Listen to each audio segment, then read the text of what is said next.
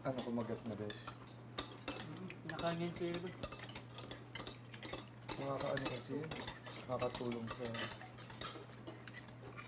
metabolism. Sile? Kuya Jerome? Kumakain ka tapos pinagpawisan ka.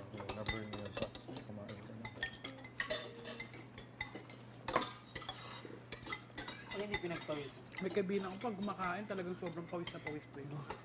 Oo, kahit ano kainin niya, pawis na pawis. Hindi naman nagsisili. Hindi. Okay. Grabe, para siya naligo. Matagaktak yung pawis. Ano yun? Nakakalang kumakain ka. Mapayat mo. Payat. Kabasa dati. Pero sobrang payat mo. Nagkabot siya ng payat. Ano, mga mataba pa sa akin dati. Nung nagabol siya, pumunta lang Dubai.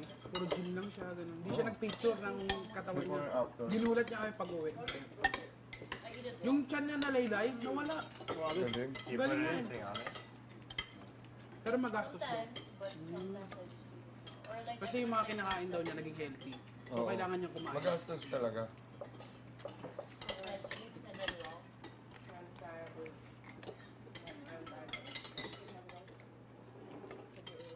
Magastos naman pag healthy, no?